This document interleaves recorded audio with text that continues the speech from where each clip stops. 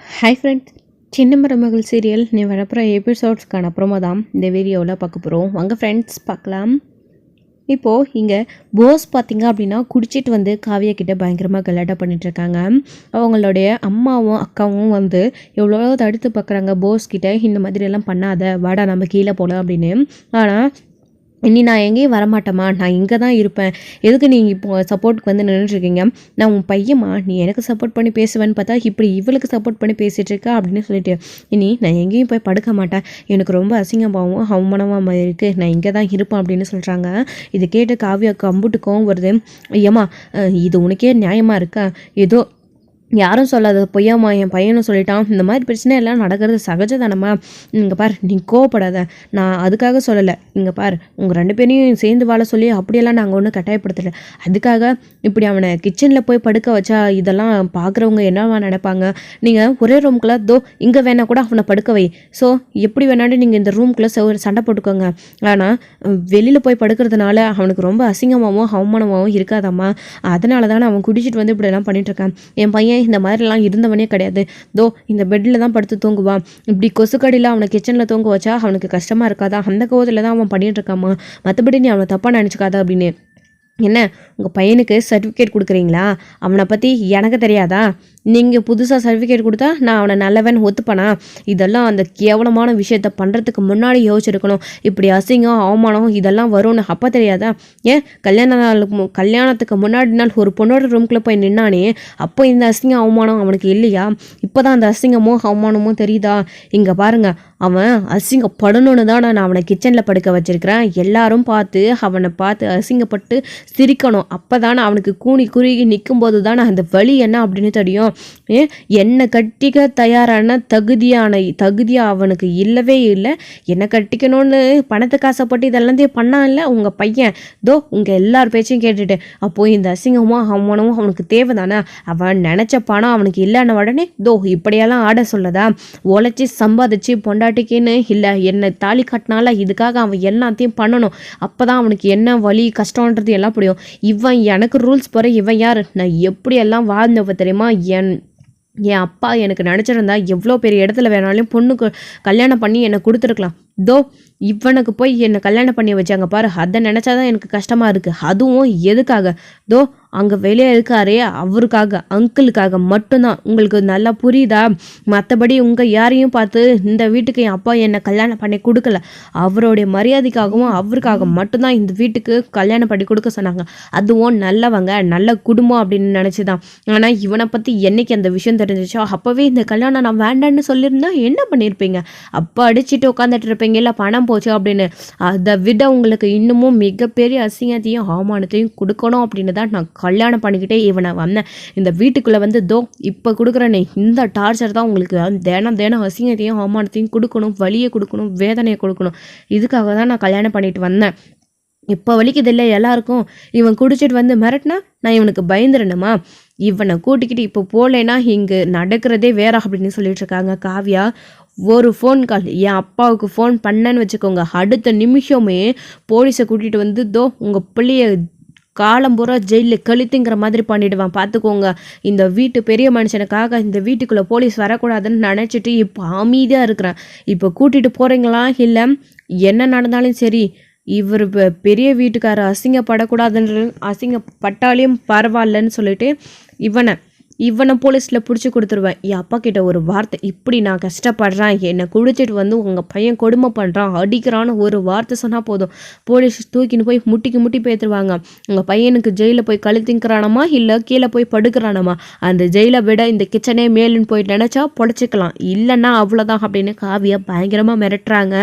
என்னடி என்ன ரொம்ப ஓவராக பேசிகிட்டு இருக்க, என்ன என் அம்மா கிட்ட சவுண்டு விட்டுட்டு இருக்க, என்கிட்ட பேசுடி என்கிட்ட அப்படின்னு, என்னடா குடிச்சிட்டு வந்திருக்கிறன்ற திமிரில் பேசிகிட்டு இருக்கியா, வாய் ரொம்ப நீளுது அப்படின்னு, அப்படி தான் பேசுவேன் என்ன பண்ணுவீங்க அப்படின்னு ஒருத்தர் பயங்கரமாக பேசிகிட்டு இருக்காங்க.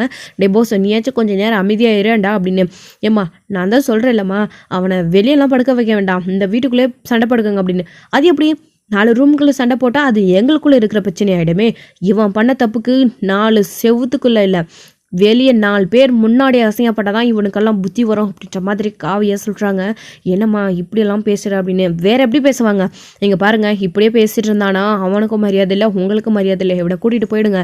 ஏண்டா நேற்று வரைக்கும் நான் பேசினா பம்மிக்கிட்டு இருந்தவன் இன்னைக்கு குடிச்சிட்டு வந்து அந்த தைரியத்தில் பேசிகிட்டு இருக்கியா? நாளைக்கு இந்த வீட்டுக்குள்ளே தானே நீ திரும்பவும் வந்தாகணும். அப்போ நான் இந்த மூஞ்சை எங்கே கொண்டு போய் வச்சுப்பேன் அப்படின்னு. டேய் தினம் இப்படி தாண்டி குடிச்சிட்டு வருவேன். என்னடி என்ன நினச்சிட்டு இருக்கீங்க? நீயும் அப்படம் உழைச்சி சம்பாதிக்க சொல்லி வெளியில் அனுப்பினேன். ஏதோ மாப்பிள்ளன்ற மரியாதைக்காக அங்கே வேலைக்கு போனால் ஏதோ கணக்கு எழுதுகிற வேலையோ இல்லை சம்பளம் கொடுக்குற வேலையோ ஏதோ ஒன்று தருவாருன்னு பார்த்தா கொஞ்சம் கூட மாப்பிள்ளன்ற ஈவு இறக்கம் பார்க்காம நாள் ஃபுல்லாக செங்கல் ஏற்றி லோடு இறக்க வச்சு சேரம் இறக்க வைக்கிறான். உன் அப்பா என்ன நினச்சிருக்கா அப்படின்னு. ஏய் மரியாதை பேச, அவர் என் அப்பா அப்படின்னு. என்னடி மரியாதை வேண்டி கிடைக்கு? ஒரு மாப்பிள்ளையாக எனக்கு மரியாதை கொடுத்தாரா? அவருக்கு நான் மரியாதை கொடுக்குறதுக்கு அப்படின்னு. என்னடா பேசுகிறேன் அப்படின்னு ஓங்கி பலாருன்னு காவி அரைஞ்சிடுறாங்க. என்னம்மா பண்ணுற நீ அப்படின்னு. இங்கே ஈஸ்வரி ஒரு பக்கம், அத்தை அவங்கள அத்தான்னு கூப்பிட கூட எனக்கு அசிங்கமாக இருக்குது.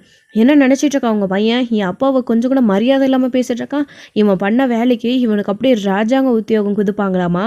அதுவும் அது எங்களுடைய சாம்ராஜ்யம். என் அப்பா கஷ்டப்பட்டு உருவாக்குன செங்கல் சொல்ல அதுக்கு இவன் அப்படியே நினச்ச உடனே முதலாளி ஆகிட முடியுமா?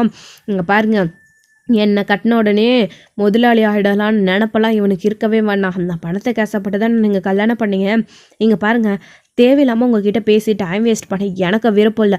தயவு செஞ்சு இவனை இங்கேருந்து கூட்டிகிட்டு போயிடுங்க, இல்லைன்னா நடக்கிறதே வேறு அப்படின்னு. நான் எங்கேயும் வரமாட்டேம்மா, நான் இங்கே தான் இருக்குவேன். அவளுக்கு தேவையாந்தா அவளை போய் வெளியில் படுக்க சொல்லுங்கள் அப்படின்னு.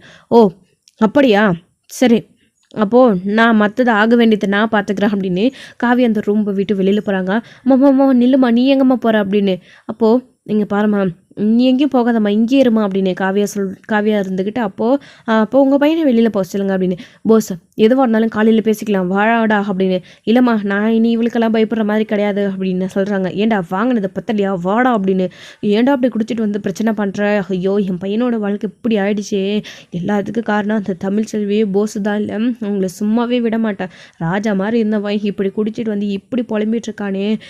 பேசாமல் இவனை நம்ம ரூம்லேயே படுக்க வைக்கலாமா அப்படின்னு ரூம்களை கூட்டிகிட்டு போயிடுறாங்க. இப்படி கிச்சனில் குடிச்சிட்டு உழுந்து கிடந்தானோ நைட்டு ஃபுல்லாக புலம்பிகிட்டே இருப்பான். அப்புறம் அதை பார்த்து ஏதாச்சும் இந்த வீட்டில் பிரச்சனை நடக்க போகுது அப்படின்னு. எதுக்குமா அவனுக்கு அந்த தேவையில்லாத வேலை? இவன் மட்டும் இப்போ பிரச்சனை பண்ணி கூப்பாடு போட்டான்னு வச்சுக்கோ, அவள் மட்டும் வாய் திறந்தா அவள் சொன்னதை செஞ்சு காட்டுவாமா. அப்புறம் அசிங்கம் நமக்கு தான்மா. எங்கள் வீட்டில் இருக்கவங்க எல்லாருக்கும் தெரிஞ்சிச்சுன்னா ஏற்கனவே பட்ட அசிங்கம் போதாதா அப்படின்ற மாதிரி அவங்களுடைய அக்கா சொல்லிட்டு பேசிகிட்டே கூட்டிகிட்டு போகிறாங்க. ஸோ காவியாவுக்கு பயங்கர டென்ஷன் ஆகுது. அப்படி இவனுக்கு என்னைக்கெல்லாம் அந்த திமிர் இப்போ வந்துடுச்சா? என்னமோ புதுசாக ரூல்ஸ் எல்லாம் போடுறான். புடவை கட்டணுமா, இப்படி இழுக்கணுமா, அப்படி இழுத்து போடணுமா, என்கிட்ட என்ன குறைய கண்டாவன், இல்லை நான் அப்படி என்ன ஒழுங்கில் அதை போயிட்டுன்னு பேசிகிட்டு இருக்கான். போதை தெளியட்டும், காலையில் பேசிக்கிறான் அவனை அப்படின்னு சொல்லிட்டு காவியா பயங்கர கடுப்பில் இருக்காங்க. ஸோ கண்டிப்பாக காலையில் போஸுக்கு போதை தெளிஞ்சிச்சுன்னா செம்மையாக இருக்குது காவியா கிட்ட. என்ன பண்ண போகிறாங்கன்னே தெரியல காவியா. ஸோ இன்னொரு பக்கம் இங்கே நம்ம சேது என்ன அப்படின்னா தமிழ் செல்வி முகத்தில் அடித்த மாதிரி எனக்கு இதில் விருப்பம் இல்லை அப்படின்னு சொல்லிட்டு போயிட்டாங்க. இதை நினச்சி சேது ரொம்ப வருத்தத்தில் இருக்காங்க. ஏன்னா இவ இப்படி சொல்லிட்டு போயிட்டா, அதாவது மனசுக்குள்ளே நினச்ச அடுத்த நிமிஷமே அதுக்கு ஆப்போசிட்டாக செய்கிறாளே அப்படின்னு அது ஒரு பக்கம் வருத்தம். இந்த பெட்டில் 2 பேரும் ஒன்றா தூங்கலாம் அப்படின்னு பார்த்தா கட்டில் கூட்டிகிட்டு வந்து போட்டுட்டாலே. இவளுக்கு எப்படி இதெல்லாம் தோணுதுன்னு தெரியலையே. நான் மனசில் நினைக்கிறது ஒரு வேளை இவளுக்கு கேட்குதோ அப்படின்ற மாதிரி சேது நினச்சிட்டு உட்காந்துட்டு இருக்காரு. அப்போ தமிழ் செல்வி வெளியில் போயிட்டு வந்து அவங்க படுத்து தூங்கிடுறாங்க. இங்கே இவர் தான் உட்காந்து நைட் ஃபுல்லாக யோசிச்சுட்ருக்காரு. எப்படி நம்ம அப்பா அம்மா கிட்ட இந்த விஷயத்த முடியாதுன்னு சொல்ல முடியும் அப்படின்னு. அப்போ அம்மாச்சி கிட்ட போயிட்டு சேது வந்து அப்போ பேச போகிறாரு. அம்மாச்சி அப்படின்னு, வாடா சேது என்ன தூங்காமல் இந்த நேரத்தில் எங்கே வந்திருக்கா அப்படின்னு. இல்லை உங்ககிட்ட கொஞ்சம் பேசணும் அப்போதான் அப்படின்னு. என்னடா என்ன விஷயம் அப்படின்னு. என்னத்தா நானும் அவனும் ஒன்று சேரணும்னு சொல்லிட்டு என்னென்னமோ பண்ணிகிட்ருக்கீங்க. நீங்கள் எல்லாரும் சேர்ந்து இலவசமாக கல்யாணம் பண்ணி வச்சு சாப்பாடு போட்டு நாடகம் நடத்தி என்னென்னமோ பிளான் பண்ணி வச்சுருக்கீங்க. ஆனால் அதெல்லாம் நடக்குமான்னு தெரியலையே அப்படின்னு. ஏண்டா நீ என்னடா சொல்கிற எப்படி அப்படின்னு. ஆமாம் அங்கே ஒருத்திக்கிட்ட நாளைக்கு நமக்கு கல்யாண நாள் இதெல்லாம் பண்ண போகிறாங்க அப்படின்னு சொல்லிகிட்ருக்கா. அவள் எந்த ஒரு ரியாக்ஷனுமே இல்லாமல், ஓ அப்படியா, எல்லா நாள் மாதிரி தான் இதுவும் ஒரு சாதாரணமான நாள், போய் உங்கள் வேலையை பாருங்கள் அப்படின்னு. இதிலலாம் எனக்கு கொஞ்சம் கூட விருப்பம் இல்லை. எதுக்கு தேவையில்லாத இந்த செலவு, போய் அவங்கக்கிட்டே நீங்களே சொல்லிடுங்க, என்னால் சொல்ல முடியாது அப்படின்னு சொல்லிட்டு போயிட்டான். அப்போதா இதை நினச்சா எனக்கு எப்படி இருக்குது, அதான் தூக்கமே வரல அப்படின்னு. என்னடா அவள் அப்படியா சொன்னா, திருட்டு கழுத, அவளுக்கு இருக்கு இல்லைடா, பாருடா அவள் அப்படி சொல்லிட்டா, இதோ நானும் அப்பனை விட்டுருவோம்மா, அவளை எப்படி சமாளிக்க வைக்கிறதுன்னு எனக்கு மட்டும் தான் தெரியும். அதான் அவளே சொல்லிட்டால, என்கிட்ட அவளாட நேரடியாக முடியாதுன்னு சொல்ல மாட்டான், முடியாதுன்னு சொல்லுவான்னு சொல்லிட்டு என்கிட்ட பேசிக்கிட்டான் அவன். நான் பார்த்துக்கிறேன்ல, நான் போய் பேசினா அவள் எப்படி முடியாதுன்னு சொல்கிறான்னு மட்டும் நான் பார்க்குறேன். நீ இதை நினச்செல்லாம் கவலைப்படாத, போய் தூங்குட போ அப்படின்னு சொல்கிறாங்க. அம்மாச்சி உண்மையில தானே சொல்கிறீங்க, நீங்கள் சொன்னதை செய்வீங்களா அப்படின்னு. டேய் போடா, என் பேத்தியை உன் கூட சேர்த்து வைக்கிறது என்னுடைய பொறுப்பு, நீ போ அப்படின்னு சொல்கிறாங்க. என்ன பண்ண போகிற அப்படின்னு. நான் என்னமோ பண்ணுறேன், நடக்கும்போது பாரு போடா அப்படின்னு சொல்கிறாங்க. அதுக்கப்புறம் சேதுவும் ரொம்ப வருத்தத்தோடையே போயிடுறாங்க. இங்கே வாய் தான் அப்படி தமிழ்ச்செல்விக்கு சொல்லுதே தவிர அந்த நாட்களை தமிழ்ச்செல்வி நினச்சி பார்த்தா அவங்களுக்கு அவ்வளோ ஆனந்தமாக இருக்குது. மனசுக்குள்ளே அதை நினச்சியும் பார்க்குறாங்க. அவங்களுக்கு கல்யாணம் எப்படி நடந்துச்சு அப்படின்றத அதை நினச்சி பார்க்கும்போதே அவங்களுக்குள்ள அவ்வளோ சந்தோஷமாக இருக்குது. ஆனால் வெளியில் அதை காட்டிக்காமல் ரொம்ப கஷ்டத்தோடு இருக்காங்க. ஸோ ஏன் அப்படி ஹர்ட் பண்ணி பேசுகிறாங்க சேதுவோ அப்படின்றது தமிழ்ச்செல்வி இன்னமும் நம்ம யாருக்குமே தெரியல. அவங்க மேலே காதல் இருக்குது இல்லை அப்படின்ற மாதிரி தமிழ்ச்செல்வி இவ்வளோ நாளாக இருந்துகிட்ருக்காங்க. ஸோ சேது ஆசைப்படுற அளவுக்கு ஸோ தமிழ்ச்செல்வி நடந்துக்க மாட்டேன்றாங்க. ஸோ இதை நினச்சி ரொம்ப ஃபீல் பண்ணிகிட்ருக்காரு அவர் வந்துட்டு. ஸோ இன்னொரு பக்கம் இங்கே இவங்க எல்லாம் வந்து விமர்சையாக வந்து இந்த விஷயத்தெல்லாம் பண்ண எல்லாத்தையும் வந்து ரெடி பண்ணிகிட்ருக்காங்க. காலையில் எழுந்திரிச்ச உடனே சேது வந்து காலையிலே குளித்து முடிச்சுட்டு ஃப்ரெஷ்ஷாக கீழே வரவோ அம்மாச்சிலேருந்து அவருடைய அப்பாத்துலேருந்து எல்லாருமே விஷ் பண்ணுறாங்க அவங்களுக்கு. ஸோ போஸு தமிழ்ச்செல்விக்கு சேது வந்து தமிழ்ச்செல்விக்கு விஷ் பண்ணோம் அப்படின்னு நினைக்கிற அந்த சமயத்தில் ஸோ தமிழ்ச்செல்வி குளிச்சு முடிச்சுட்டு அவங்க பாட்டுக்கு போய்கிட்டே இருக்காங்க. அவங்கக்கிட்ட நெருங்கி பேசும்போது ஸோ வந்து இது ரொம்ப கஷ்டமாக இருக்குது அவருக்கு. ஸோ இப்படி இருக்காளே என்ன நடக்க போதும் அப்படின்னு அம்மாச்சி சமாளிக்க வைக்கிறேன்னு சொல்லியிருக்காங்க. பார்க்கலாம் என்ன சொல்ல போகிறாளோ அப்படின்னு சொல்லிட்டு போஸ் வந்து அமைதியாக வந்து இருந்துகிட்ருக்காரு. ஸோ வந்து கீழே போன உடனே வாடி அப்படின்னு சொல்லிட்டு அம்மாச்சி அப்படின்னு என்ன ஆசீர்வாதம் பண்ணுடி அப்படின்னு. என்ன நினச்சிட்டு இருக்க நீ உன் மனசில் உன் புருஷனோட சேர்ந்து ஆசீர்வாதம் வாங்காமல் தனியாக வந்து வாங்கிட்டு இருக்க அப்படின்னு. அது அப்படின்னு. என்னடி வந்து போய் நிறுத்துட்ருக்கா, போய் அவனை கூட்டிகிட்டு வைப்போம், அவனை கூட்டிகிட்டு வந்து இதோ உன் மாமனார் மாமியார் காலில் முதல்ல ஆசீர்வாதம் வாங்கு அப்படின்னு சொல்லிட்டு அம்மாச்சி சொல்லிட்டுருக்காங்க. அம்மாச்சி அது வந்து ஓடின்னு சொன்னேன் அப்படின்னு சொன்ன உடனே சரி அம்மாச்சி அப்படின்னு அமைதியாக வந்துடுறாங்க. போஸ் அங்கே சேது அங்கே ஃபீல் பண்ணி நின்றுட்டுருக்கும்போது தமிழ்ச்செல்வி அவங்கக்கிட்ட வந்து நிற்கிறாங்க. ஆஹா என்ன கண்டுக்காத போனால் இப்போ திரும்பவும் வரா அப்படின்னு சொல்லிட்டு அம்மாச்சி கூப்பிட்டாங்க அப்படின்னு. எதுக்கு அப்படின்னு. அது அப்படின்னு. அதான் உன் பாட்டுக்கு போனல, இப்போ எதுக்கு திரும்பி வந்திருக்கா அப்படின்னு சொல்லிட்டு சேது சொன்ன உடனே அவரும் அமைதியாக கிளம்பி போயிடுறாரு. ஏங்க நில்லுங்க ஒரு நிமிஷம் அப்படின்னு. என்ன நான் பேசணும்னு நினைக்கும் போது நீ பேசலை, இப்போ எதுக்கு நீ பேசணும்னு நினைக்கும் போது நான் பேசணும் அப்படின்னு. இப்படி வீம்பு பிடிக்காதீங்க, கீழே வாங்க அம்மாச்சிக்கிட்ட போய் ஆசீர்வாதம் வாங்கிக்கலாம் அப்படின்னு. என்னது ஆசீர்வாதமா? அப்படியெல்லாம் எந்த நாளும் என் வாழ்க்கையில் இல்லை, அது ஏதோ சாதாரணமாக ஒரு நாளுன்னு சொல்லிட்டு போனீங்க, இப்போ எதுக்கு வந்திருக்கீங்க? அதான் அம்மாச்சிக்கிட்ட உங்களுக்கு விருப்பம் இல்லைன்னு சொல்லிட்டு சொன்னீங்கல்ல, நான் இப்போ போய் எல்லாருக்கிட்டையும் இதில் உங்களுக்கு விருப்பம் இல்லை, இந்த விஷயத்தை எதையும் பண்ணாதீங்க, இந்த ஒரு நாளவே எல்லாரும் மறந்துட்டு வழக்கம் போல் அவங்களுடைய வேலையை பாருங்கன்னு நான் எல்லாருக்கிட்டையும் போய் சொல்லிடுறேன் அப்படின்னு சொல்லிட்டு பார்க்கவும் எங்க ஒரு நிமிஷம் நில்லுங்க, அப்படி சொன்னால் எல்லாரோட மனசு கஷ்டப்படாதா அப்படின்னு. அப்போது நேற்று நீ என்கிட்ட இப்படி சொன்னியே, அப்போது உனக்கு தோணுதான் அவங்களுடைய மனசை கஷ்டப்படும் நான் போய் சொன்னேன் அப்படின்னு. அப்போது நீயே போய் டேரக்டாக சொல்லிவிடு அப்படின்னு. அது என்னால் முடியாதுங்க அப்படின்னு. அப்போ நான் போய் விஷயத்த சொல்லிடுறேன் அப்படின்னு. வேண்டாங்க அப்படின்னு. நீயே சொல்கிற, நீயே வேணான்னு சொல்கிற, இப்போ ஆசீர்வாதம் வாங்கணுன்ற எனக்கு ஒன்றுமே புரியலை அப்படின்னு. உங்களுக்கு எதுவுமே புரியாமல் இருக்கிறதே நல்லது, வாங்க அம்மாச்சிக்கிட்ட போய் ஆசீர்வாதம் வாங்கிக்கலாம் அப்படின்னு சொல்லிட்டு அவங்க பாட்டுக்கு கீழே வந்து தமிழ்ச்செல்வி இறங்கி போயிட்டுருக்காங்க. இவ்வளோ புரிஞ்சிக்கவே முடியலையே அப்படின்னு நினச்சிட்டு சேது வந்து கீழே இறங்கி வராரு. அப்புறம் அம்மாச்சிக்கிட்டேயும் அவங்களுடைய அப்பா அம்மா கிட்டே எல்லாருக்கிட்டையும் ஆசீர்வாதம் வாங்கிட்டு இருக்காங்க. கல்யாண நாளுக்காக முதல்ல 2 பேரும் போய் கோயிலுக்கு போயிட்டு வாங்க அப்படின்னு சொல்லிட்டு இருக்காங்க. சரிங்க அம்மாச்சி அப்படின்னு கோயிலுக்கு போகிறதுக்காக 2 பேரும் கிளம்பிட்டு இருக்காங்க. அந்நியன் மாதிரி அப்பப்போ மாறிடுறடா அப்படின்னு சொல்லிட்டு சேது வந்து நினச்சிக்கிட்டு தமிழ்ச்செல்வி கூட்டிகிட்டு கோயிலுக்கு போயிட்டுருக்காங்க. கோயிலுக்கு போயிட்டு சாமி கும்பிட்டு முடிச்சுட்டு நல்லபடியாக திரும்பவும் வீட்டுக்கு வந்துட்டுருக்காங்க.